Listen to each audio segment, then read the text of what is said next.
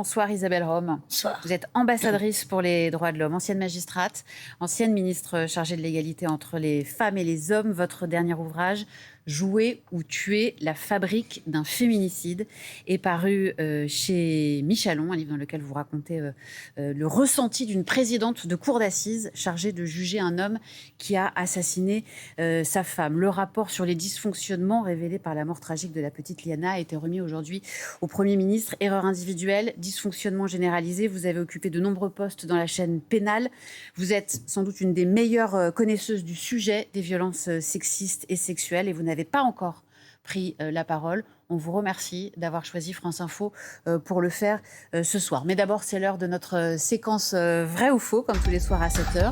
Bonsoir Louis Augry. Bonsoir. Louis, on parle de la canicule aujourd'hui. 1352 écoles fermées aujourd'hui en raison de cette canicule, des horaires aménagés. Et un épisode de chaleur qui jette la lumière sur l'état thermique de nos établissements scolaires. Sur le sujet, il y a quelques jours, le ministre de l'Éducation nationale a renvoyé la balle à qui ? Aux collectivités territoriales. Tous ces bâtiments appartiennent aux collectivités territoriales, pas à l'État. Nous, on finance. Il y a 3 milliards d'euros qui ont été mis sur la table et aujourd'hui, il y a 24 millions de mètres carrés qui sont en cours de rénovation. Mais de même que je ne peux pas rénover, pardonnez-moi, votre appartement, je ne peux pas rénover un bâtiment qui ne m'appartient pas. Vous ne pouvez pas poser la clim. Donc, je ne peux pas poser la clim moi-même.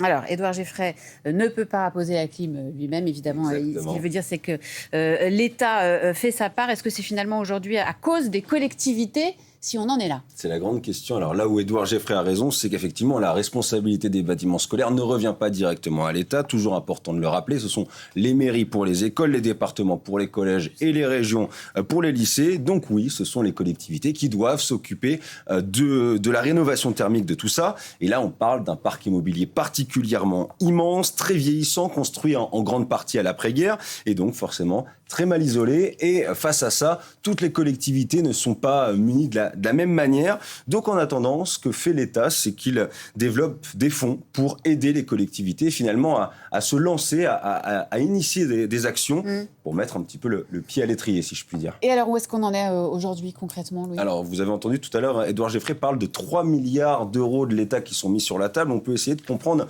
comment ils se composent, ces 3 milliards. D'abord, on a 2 milliards d'euros qui sont en fait des prêts à taux avantageux financés par la Banque des Territoires et la Caisse des dépôts. Cet argent, il n'est pas donné aux collectivités, il leur est prêté pour étaler les travaux sur des années. Et puis, ensuite, on a 1 milliard d'euros de subventions directes de ce qu'on appelle le fonds vert. C'est une enveloppe de l'État qui, pour le coup, est dédiée à la transition écologique. Donc, en gros, quand le ministre parle de 3 milliards d'euros, il mélange deux logiques différentes qui sont les prêts d'un côté et les dons d'1 milliard d'euros avec ce fonds vert dont parle Édouard Geffray. Oui, sauf que ce fonds vert, il a bien diminué ces dernières années. Il a même carrément fondu pour le coup. Ce fonds a été lancé en 2023 et il ne sert pas juste à la rénovation thermique des établissements scolaires. On y trouve par exemple la prévention des incendies ou des inondations, la dépollution des ports, même la construction de pistes cyclables. Il y a plein de projets, sauf qu'il y a de moins en moins d'argent. Quand en 2023, l'année de son lancement, le fonds vert, l'enveloppe de ce fonds vert était à 2 milliards d'euros, 2,5 milliards en 2024, tout va bien. Et puis, patatras, rigueur budgétaire oblige, on est passé à 1,15 milliard d'euros en 2025. Et le projet de loi de finances pour 2026 lui alloue 837 millions d'euros seulement. Bref, ça fait que baisser, cette aide de l'État ne fait que baisser, alors que dans le même temps, selon les projections d'experts et d'ONG, pour adapter l'intégralité des 60 000 établissements scolaires qu'il y a en France, ça va coûter entre 40 et 50 milliards d'euros au total. Là-dessus, les représentants des maires de France et les représentants syndicats des enseignants sont unanimes quand ils sont interrogés. Ce coût est bien trop important pour n'être supporté que par les collectivités territoriales. Bref, si on conclut, les 3 milliards annoncés par Édouard Geffray, ils existent bel et bien, mais ils ne couvrent qu'une fraction finalement du besoin total dans un contexte où les financements, on l'a vu, ils ont plutôt tendance à être resserrés plutôt qu'à augmenter aux grandes dames des collectivités territoriales. Merci, cher Louis. On rappelle le rendez-vous tous les samedis à midi avec toute l'équipe de Vrai ou Faux. Isabelle Rome, bonsoir. Merci beaucoup d'avoir accepté notre invitation. Vous avez été nommée plus jeune juge de France En 1987. Un peu vieux. Vous avez exercé à peu près toutes les fonctions dans la chaîne pénale, de juge d'application des peines à présidente de cour d'assises. Vous avez été inspectrice générale de la justice avant d'assumer des fonctions politiques, ancienne conseillère de la garde des Sceaux Marie-Lise Lebranchu. Vous avez été ministre chargée de l'égalité entre les femmes et les hommes. Et vous avez donc une vision à la fois très globale et très concrète de ce sujet des violences sexistes et sexuelles. Et on a très envie de vous entendre. Le 4 juin dernier, le corps de la petite Liana, 11 ans, a été retrouvé dans un site agricole dans le Gers. Son meurtrier présumé était visé par plusieurs plaintes et signalements pour viol et agression sexuelle. Des inspections ont été diligentées. Le contenu du rapport a été remis aujourd'hui au Premier ministre. Ce rapport, il montre une série d'erreurs. Des erreurs de tri, d'orientation, de suivi, le risque de récidive qui a été ignoré, des erreurs individuelles au niveau du parquet et au niveau des gendarmes. La grande question depuis le début, c'est: est-ce qu'on est en présence d'erreurs individuelles? Est-ce que ce sont des individus qui ont mal fait leur travail, mais ces erreurs sont isolées? Ou est-ce que c'est un problème systémique et notamment un manque de moyens? Qu'est-ce que vous répondez, vous, à ce débat, à cette question? D'abord, c'est une tragédie. C'est une tragédie pour cette jeune fille, pour sa famille. Mais c'est aussi une tragédie, je dis pour nous, professionnels, même si je ne suis plus magistrate, je me sens encore concernée. Et c'est vrai que forcément, on se sent extrêmement touché quand un meurtre comme cela arrive et qu'on sait qu'il y a eu certainement des choses qui n'ont pas fonctionné correctement. Donc, sur les dysfonctionnements, apparemment, il y en a eu. Je ne pourrais pas aller plus loin parce que moi-même, je n'ai pas vu le rapport et le garde des Sceaux va certainement en parler ce soir. Mais je pense qu'il apparaît assez clairement qu'il y a eu des dysfonctionnements. Pour le reste, moi, je pense qu'il faut toujours justement faire attention. C'est-à-dire que quand il se passe une tragédie comme celle-ci, bien sûr qu'il faut tirer toutes les conséquences. Je pense que ça sera fait au niveau de la police, au niveau des gendarmes, au niveau éventuellement des magistrats.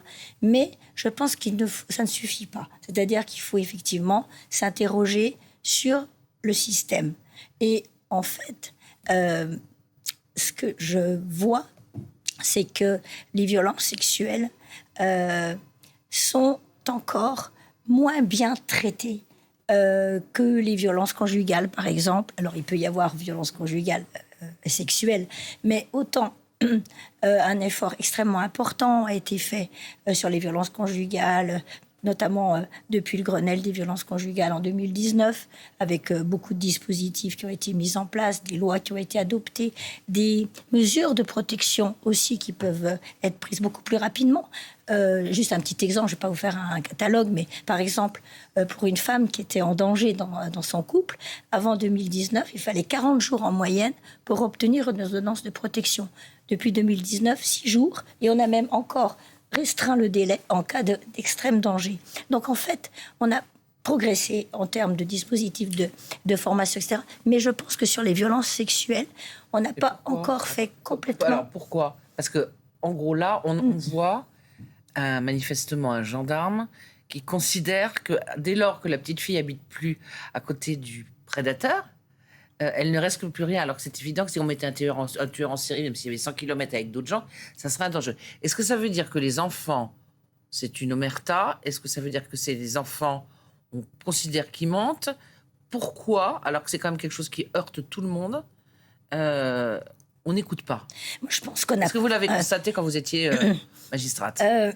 Alors, c'est vrai que moi, j'ai plus jugé de féminicide, de viol, etc. J'ai pas forcément eu beaucoup de meurtres d'enfants, et je vais dire heureusement. En revanche, des affaires d'inceste, bien sûr, j'en ai eu beaucoup. Des viols incestueux, j'en ai eu beaucoup, et beaucoup aussi lorsque j'étais juge d'instruction, malheureusement. Moi, je pense qu'on a vraiment un effort énorme. Alors, c'est notamment voilà, un effort de formation à faire et de changement. C'est-à-dire qu'il y a des réflexes qu'il faut avoir qui ne sont pas encore complètement acquis. C'est-à-dire que je pense que, et moi j'ai soutenu ça, donc je peux le dire, je pense qu'en la matière, comme en matière de violence conjugale d'ailleurs, en matière de violence sexuelle sur les enfants, eh bien, il faut protéger très vite, dès qu'il y a des révélations quasiment. Et j'allais dire, presque être dans la précaution. Et je pense aussi qu'il faut un peu... On a commencé à le faire justement sur les violences conjugales. C'est-à-dire qu'il faut aussi changer un peu les mentalités. Parce que pendant longtemps, en fait, on connectait beaucoup les mesures de protection à la culpabilité pénale. Et pendant longtemps, par exemple, vous aviez des juges aux affaires familiales qui ne prononçaient pas d'ordonnance de protection de victimes parce qu'il y avait trop de doutes sur l'existence réelle des violences. Ou qui laissait l'autorité parentale alors même que... Voilà, et puis voilà, il n'y avait pas forcément de séparation, pas d'interdiction d'entrer en contact, etc. Et en fait, il faut bien se dire qu'on peut protéger même si on n'est pas complètement sûr de la culpabilité. Je pense qu'il faut bien déconnecter les deux, ce qu'on appelle le civil, en fait, la protection du pénal. Et ça me semble extrêmement important, et pour les enfants en particulier. Et je sais que dans les propositions, je crois que c'était une des propositions de la civisme, en tout cas c'est une proposition dont j'ai entendu parler, l'idée d'une ordonnance de protection pour les enfants, par exemple, me semble extrêmement judicieuse. Oui, il faut protéger très vite. C'est-à-dire, par exemple, donnez-nous un exemple de ce qui peut se passer. C'est-à-dire, reprenons le cas de la petite Rosa. Oui. Alors, la petite Rosa vient avec sa maman expliquer ce qui lui est arrivé. Comment ça aurait dû déboucher? Je pense qu'on peut. Alors, moi, je préfère pas dire. C'est un cas qui est connu. Pour moi, en gros, j'arrive avec ma fille. En fait, alors évidemment qu'il faut tout de même un peu d'appréciation, mais cette appréciation, elle peut être faite par les services de police, par une expertise médico-légale, voire une expertise même médicale, c'est-à-dire qu'il peut y avoir des traces aussi, des traces de coups, des traces de viol, enfin voilà, de pénétration, voilà. Donc ça, il faut à ce moment-là. Je pense qu'il ne faut pas tergiverser. On protège. Alors, évidemment que dans notre système, il faut toujours être prudent.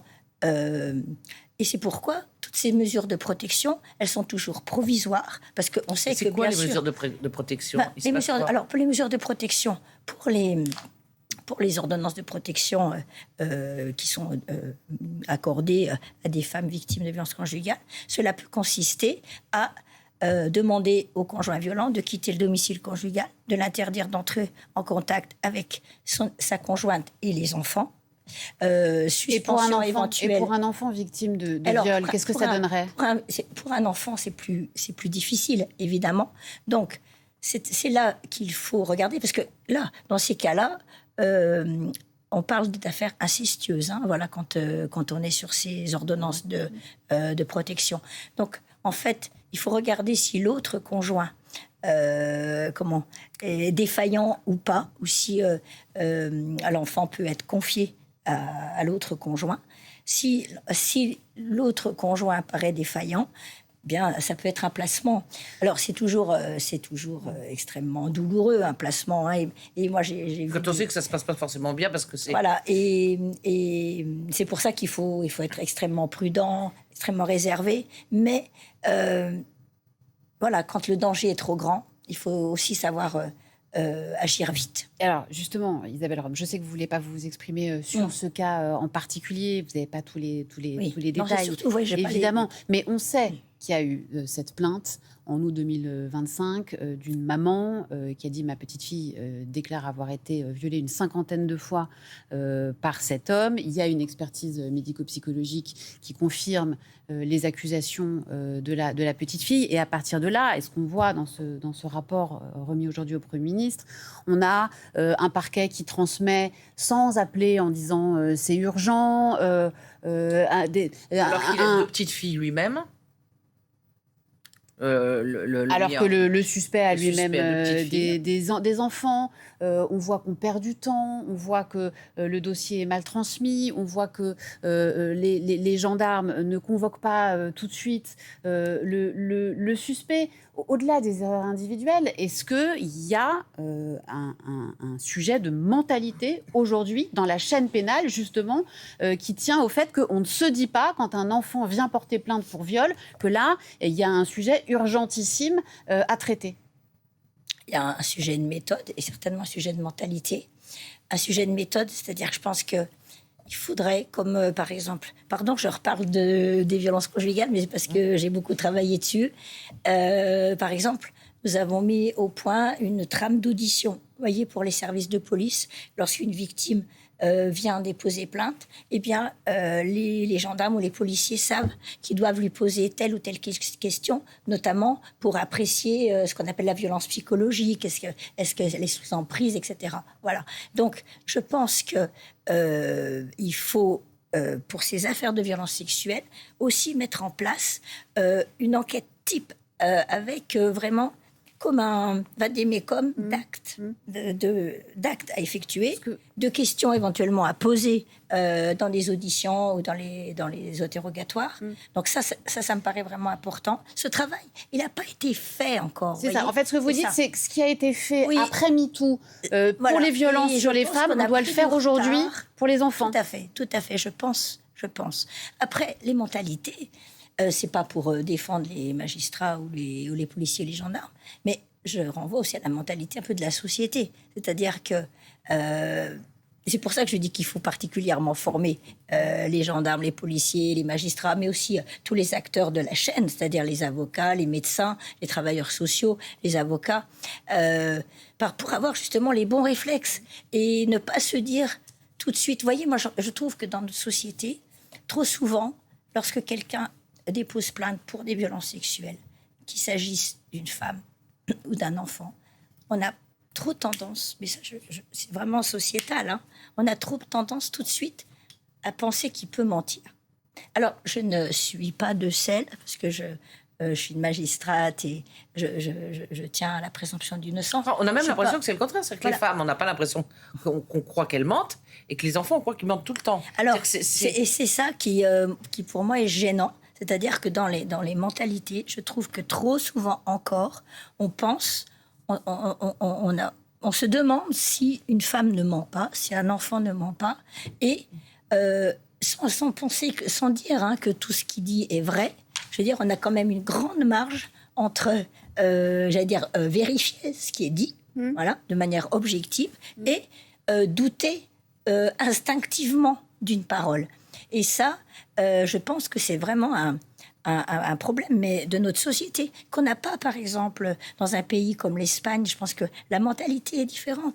D'ailleurs, on voit très bien que quand il y a des débordements, si on pense par exemple à cet entraîneur de football qui avait embrassé de force une joueuse, vous avez vu la réaction qu'il y a eu à tous les niveaux, politiques, dans le milieu sportif, etc. Tout le monde lui est tombé dessus. Je ne suis pas sûre qu'en France, la réaction aurait été la même. Donc en fait, je pense qu'il faut vraiment se mettre ça dans la tête, et c'est pourquoi les magistrats, les policiers, enfin, comme je ne veux pas répéter, mais tous les acteurs, ils doivent être spécifiquement formés pour que eux-mêmes, qui vivent dans cette société, ils se détachent bien de tous ces a priori. Quand vous voyez, Isabelle Rome, vous avez été magistrate, présidente de cours d'assises, quand vous voyez les manifestations qui ont lieu tous les lundis soirs depuis 3 semaines avec des milliers de personnes qui dénoncent une forme de fonctionnement de la justice, et je ne sais pas si vous avez vu certaines pancartes où il est écrit « Le système protège les violeurs, protège les criminels ». Est-ce que vous vous dites c'est dur, mais quelque part c'est vrai ? Bon, comme ancienne magistrate et tout ça, je peux pas, je peux pas dire que je suis d'accord, mais je peux comprendre que des victimes, que des familles, demandent vraiment justice. Ça me paraît justement démocratiquement sain. Et ce que je constate aussi, c'est que quand il y a des mobilisations collectives extrêmement fortes aussi, que des choses bougent vraiment. En Espagne, par exemple, c'est après cette tragédie aussi de cette femme qui s'appelait Ana Morantes, qui a été brûlée par son mari, et pour laquelle une décision du juge dans un divorce n'avait pas prononcé de résidence séparée. Eh bien, après après ça, il y a eu une prise de conscience. Et là, on a eu leur fameux pacte de 2004 avec cette fameuse un peu loi cadre. En fait, c'est un peu pareil, avec vraiment tout un programme avec des financements, bien sûr, et de manière globale. Et c'est pour ça qu'ils ont, aujourd'hui, 20 ans après, un peu plus de 20 ans après, ils ont vraiment baissé leur nombre de féminicides. Il faut faire une réponse globale parce que le problème, il est quand même un peu systémique. Est-ce que vous considérez, comme ça l'a été dit dès le début par Gérald Darmanin, qu'il faut prendre des sanctions? Parce qu'il y a quand même cette idée, y compris, Sonia le disait tout à l'heure, dans les pancartes qu'on peut entendre ou les slogans qu'on peut entendre dans les manifestations qui ont lieu à Paris, mais dans d'autres villes, qu'en gros, les juges, faudrait vraiment qu'ils aient tué... Enfin, que vraiment leur négligence aurait été énorme pour pouvoir être sanctionnés. Vous l'avez été, et certains magistrats savent très bien que dans la profession, il y en a qui sont peut-être approximatifs. Est-ce que vous considérez qu'on doit réformer le système de sanctions pour l'aligner sur d'autres fonctionnaires ou d'autres gens qui exercent des responsabilités aussi graves? Alors moi, je suis pas opposée aux sanctions. Quand il y a des dysfonctionnements, et qu'on établit vraiment clairement une responsabilité. Et moi, j'ai pas de problème avec les sanctions, qu'il s'agisse des sanctions à l'égard des magistrats comme des forces de l'ordre. Le Conseil supérieur de la magistrature, c'est l'organe disciplinaire des magistrats. Il est saisi, il peut même être saisi par des justiciables. Oui, mais qui en général, vous savez très bien que lorsqu'ils reçoivent, il y a 2 tiers qui sont considérés comme irrecevables. Oui, alors c'est vrai qu'il n'y a pas énormément de sanctions qui sont prononcées. Après, peut-être qu'on peut se poser des questions sur le nombre de sanctions et peut-être sur la procédure. Après, moi, je fais un peu attention, j'allais dire de taper trop sur les magistrats, pardon. Parce que, vous voyez, aujourd'hui, je suis ambassadrice pour les droits de l'homme. Je me déplace dans des tas de pays dans le monde. Et quand même... quand on commence à vouloir remettre en cause l'indépendance des magistrats, par exemple, c'est en général toujours un mauvais signal dans une démocratie. Donc, en fait, je pense qu'il faut tout de même ne pas perdre la raison. C'est-à-dire que je pense qu'il faut respecter cette indépendance de la magistrature, parce que c'est aussi le fondement de notre état de droit, ce qui nous garde aussi de l'arbitraire. C'est une indépendance qui était faite pour les couvrir politiquement. C'était fait pour pas qu'ils puissent être nommés ou dessaisis s'ils dérangeaient le pouvoir plus politique. Mais le principe même qu'ils soient jugés, éventuellement certains demandent une cour disciplinaire ou qui est comme Bruno Retailleau ou d'autres personnes, est-ce que vous considérez que le CSM fait parfaitement son office? Moi, je pense qu'on a un organe qui existe. Après... j'allais dire, les débats peuvent être ouverts sur ce qui se passe au sein du CSM, sur la composition même du CSM. Voilà, je pense qu'il faut pas... Enfin, je veux dire, quand on est dans de telles tragédies, etc., je pense qu'il ne faut pas non plus faire... je suis bien d'accord, il ne faut pas faire de l'entre-soi et de l'autoprotection. Mais je rappelle simplement qu'il faut faire aussi attention, quand on veut toucher les magistrats. Parmi les mesures qui sont sur la table, alors il y a cette loi intégrale qui sera peut-être présentée au Parlement à la rentrée. Et puis, on a appris aujourd'hui, c'est une information France Info, que le gouvernement réfléchirait à mettre dans la loi l'imprescriptibilité des crimes sexuels sur mineurs. Concrètement, ça voudrait dire qu'un mineur qui a été victime de viol dans son enfance pourrait porter plainte toute sa vie. Qu'est-ce que vous pensez de cette question qui fait débat, y compris au sein des associations de victimes, y compris chez les magistrats? Mon opinion, là, je vais être très claire, en fait, mon opinion n'est pas complètement tranchée. C'est-à-dire que d'un côté, je suis magistrate. Ce que je sais, c'est que pour l'instant, les seuls crimes qui soient imprescriptibles sont les crimes contre l'humanité, qui en général provoquent des atrocités de masse. Voilà. Donc en fait, je pense que c'est d'abord ça. C'est quand même une question aussi à poser à nos concitoyens. Enfin, je veux dire, est-ce que ils souhaitent justement ouvrir ce champ et ne plus réserver un sort vraiment très spécifique à ces crimes contre l'humanité qui ont justement un statut très particulier dans notre droit. Deuxièmement, et ça, je pense que de nombreux magistrats le disent, quand même, il faut reconnaître que plus on porte plainte tardivement, plus les preuves sont difficiles à recueillir. Ça, il faut le dire. Voilà, ça, c'est ce que je mets d'un côté. Et de l'autre côté, on sait que les sciences humaines nous ont montré que parfois, plusieurs choses. Parfois, il est long, il faut longtemps avant de pouvoir parler, même si on est déjà traumatisé et qu'on sait très bien ce qui est arrivé, il faut du temps. parfois, c'est même pire, enfin pas pire forcément, mais parfois, c'est même que la douleur a été tellement, le traumatisme a été tellement grand que la mémoire, elle a posé une chape.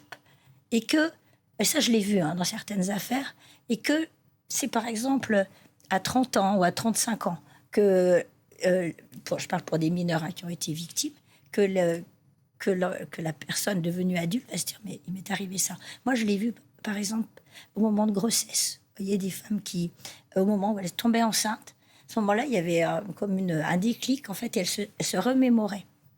C'est fait, et elles allaient déposer plainte. Alors, dans notre système actuel, on peut quand même aller déposer plainte jusqu'à 48 ans. Voilà. Donc, c'est déjà... 30 ans après la majorité. Après, voilà. Après, et donc, voilà. Et donc, moi, c'est pour ça que je pense que c'est un sujet vraiment de société. Et voilà, moi, je vous donne tous ces éléments, et je pense que c'est vraiment au peuple, en fait, d'en décider. C'est pour ça que je pense que c'est un beau sujet parlementaire, parce que je pense que ça mérite débat, et si nos concitoyens souhaitent cette imprescriptibilité pour ces crimes-là, pourquoi pas, voilà. Mais voilà, je pense qu'il faut tout peser, et en tout cas pour moi, je pense que c'est un beau débat parlementaire. Merci infiniment, Isabelle Rome, d'avoir été notre invitée ce soir. Je rappelle le titre de votre dernier ouvrage, Jouer ou tuer, la fabrique d'un féminicide. Ça, c'est paru chez Michalon. Et puis, il y a eu aussi La fin de l'impunité chez Stock Paris, paru en 2024. Merci d'avoir été notre invitée. Merci Nathalie. On se retrouve demain sur France Info. Excellente soirée. Le JT monte tout de suite.